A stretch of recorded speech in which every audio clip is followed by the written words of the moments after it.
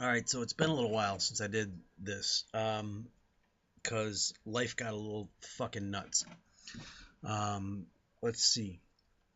Today is Thursday. On Saturday, got the word that my store was closing, um, and the last day we would be open would be Sunday. So, woohoo, bombshell. So that was a little tough. Um, so my store, where I was the manager, excuse me, closed down.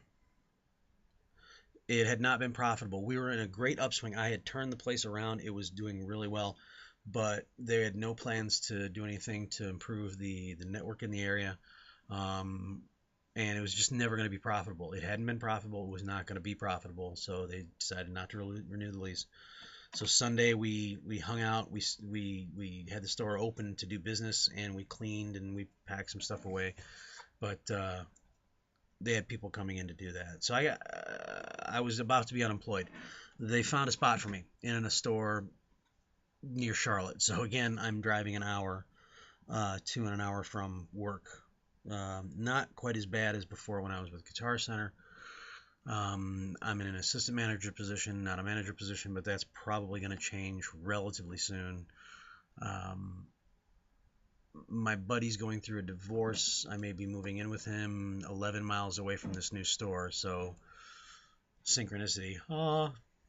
Craziness. Um, so Sunday did that. Did the hung out at the store last day of that store. Blah blah blah. Monday morning, I go and I get a tooth extracted. I've got pictures if you really really really want to see. Kind of gross. Um, and that sucked because I mean it was good experience. A good dentist office. Good. The procedure was very not as painful as I thought it would be. It was kind of rough. It's dentist office is never good, but they made it as good as they could, and it was a really good dentist office. And I posted on their Facebook and everything, because when you have a good experience, you should speak up, because people don't. People generally reserve their time for bitching instead of complimenting, and that's one of the most fucked up things there is about society, especially Western society. We don't take the time to compliment people when they do a good job. We don't. We write letters to people when we have a bad experience. Hang on, I'm gonna tilt this a little bit here. We write letters to people when we have a bad experience, but and people get on the phone and complain and want to yell. But when they have a good experience, it's like, oh, okay, everything's great, thanks, bye, and they don't take the time. And really, you should, especially when you're dealing with like take a lot of retail, because that's I work in retail, cellular phone industry, but retail in general. Um, if you have a good experience, somebody takes the time and they're really personal and they really care about what you're doing, care about you and what you need, and making sure you get the right thing, not just the thing they want to sell, and you feel like they went above and beyond. Take a minute, and most companies, the bigger companies, even the medium-sized companies, have like toll-free numbers or email addresses. Uh, Take a minute and compliment that person. Do it by name, and be specific and say, so and so went out of their way to make sure I was comfortable, and they asked me lots of questions to make sure they sold me the right thing, and didn't sell me a bill of goods, and were very honest about it, and my expectations, were met and exceeded, and things like that. Tell the people in charge so they can encourage that behavior. Because if all you do is bitch about when people do wrong behavior, all they're doing is they're working at it as a preventative way to try to prevent the bad behavior, and they don't know, if a person who's really good at being a service person, a service provider of some type, and they're doing a fantastic job, if you compliment them and then someone else takes a moment to compliment them, and all this gets on record, what they start doing is finding out what that person's doing right, and they can build a better model of what to do right instead of constantly focusing on what not to do wrong. And I don't know if that makes good sense to you, but trust me, it's the way things should be. The people who do it right are the ones who figured it out, who get it. And if you take a minute and acknowledge them to their superiors, then their superiors are forced to look at that person as a model to grow off of and say, hey, maybe that person with those qualities and that's what we really need to focus on in our hiring and our training. And then all of a sudden your experience and everybody's experience gets better. So they're not building this model off of all these crappy little training videos and this pie in the sky thing where the ideal that they think things should be and all that. They get reality, which means, number one, everybody gets better service. Number two, the employees have a better time of it because they're more suited and they get more positive feedback. And the main thing is that the people who do a bad job don't even get a chance to do the bad job. Get it? Anyway, so I don't know how I got in that direction. I got moved to another store. It's an hour drive. It's a cool store. It does a little more business than my store. It's bigger and newer. It's a nicer neighborhood. People with more money, so there's more going on. Lots more money. But I'm having to sell again, and that's a little. I really want to get back into management because I'm tired of selling. I've been doing it my whole life, and I'm done with it. So Monday got the tooth out. Tuesday took the day off, which was good because I rode the Vicodin train. And I'd never been on Vicodin before. Ooh, I can see why people would dig it. I'm going to pop one tonight because my jaw is hurting. And I need to sleep. And I get to go in a little later than usual. But my point is that life's been a little crazy. And for the past few days, I've been talking to my buddy, trying to talk him down because this divorce, this impending divorce has really got him losing his mind.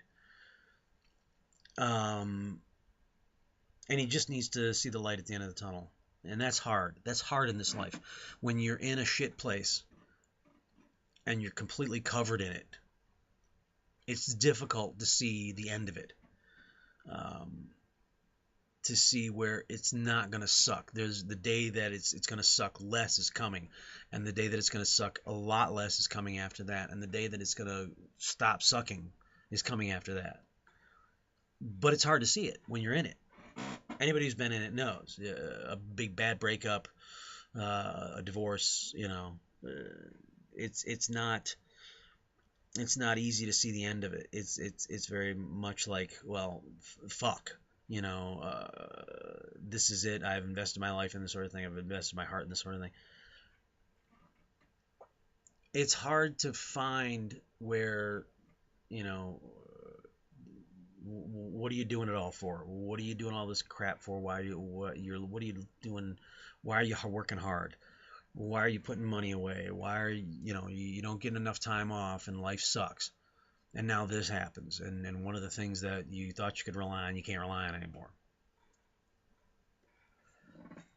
It's terrible. It's fucking terrible. I'm single at 48. Never had a long-term relationship. Had medium-term, short-term, really short-term compared to most people. Short-term relationships, no kids. And sometimes it gets me that I don't have any kids. Sometimes it gets me that I don't have a partner in life. Point is, I made my life choices and I gotta live with them. You made your life choices and you gotta live with them. And you get thrown curveballs. You just gotta push through. You got to do what you got to do. You got to do to keep going. You got to keep on pushing on, keeping on. That whole concept, just go. Because there's going to be better days. Yeah, it's terrible today. Okay.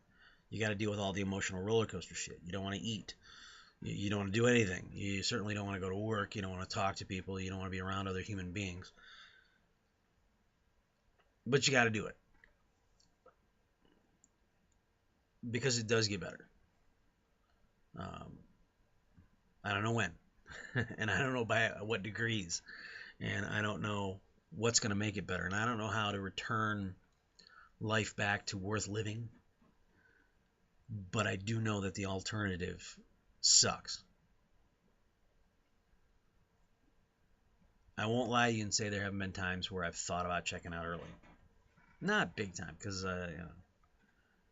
probably because I'm an atheist, and being so, I don't expect to be going to some afterwards. Afterwards to me is worm food. This is the one shot we get. This is it.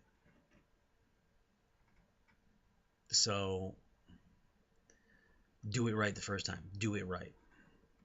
Get there. Get it. Get as much out of it as you can. And do it and do your best. This isn't perfect. This is life. Nobody expects you to win everything. You know, you're multimillionaires. Yay, they got multi-million dollars. There's people who live in fucking grass huts and play with mud and they fend for meals and everything. But I bet you in a lot of ways they're happier than the guy with the $1 million. Happier. It's how you gauge happiness. It's very important that you realize what happiness is. Happiness is not money. Don't get me wrong. Life can be a lot easier with a lot of money. Absolutely. But happiness, true happiness, waking up in the morning and thinking to yourself, this is going to be a pretty good day. That's not dependent upon things, possessions, money, all that stuff. It's dependent on your outlook on life. Yeah, there's always been people who have a lot more things, or have a lot more power, or stuff, or control, what have you. Doesn't mean they're happy. There's been some exceedingly grumpy rich motherfuckers, and there's a whole lot of them right now who are trying to control this world and this country. Exceedingly grumpy rich motherfuckers who get up every day and they're grumpy. They don't give a fuck. And like I said, there's the guy who lives in a grass hut out in the middle of nowhere. Doesn't know what the fucking internet is. Couldn't care about Game of Thrones. Wouldn't give a shit about the new iPhone.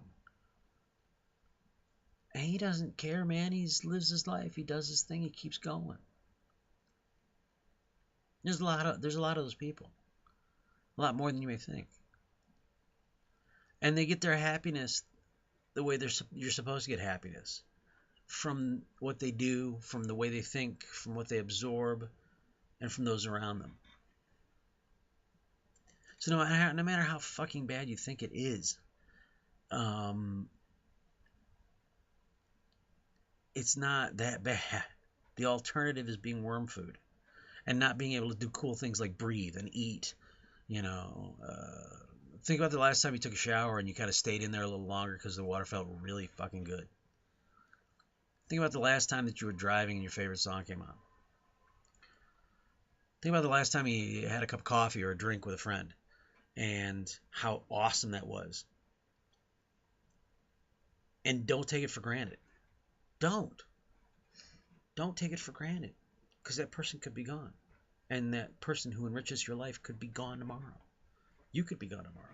Point is, in my worldview, in my life view, this is all we get. This is it. We don't get any more. No, okay, I've passed on and my spirit goes somewhere with clouds and angels or whatever, or however you may think of it. I don't buy that shit. I don't believe that shit. I think it's smoke and mirrors and okay. Anyway, I think this is all we get. If you can see the way I see it, and this is all we get, then you would agree with me that the reason people should be good to each other is because we got one shot to do it. The reason that you need to keep on keeping on is we got one shot to do it. That's it. The end of this train, it's over. So my motivation for being nice to people is because I got one shot to do it. My motivation for keeping on living and trying to do better is I don't have anything after this. So I don't need fairy tales and ghost stories and zombie Jesus to make me do good.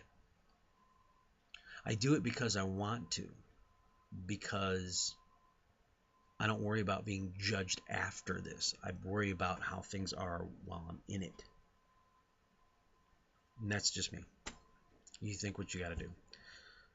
But like always, be good to each other.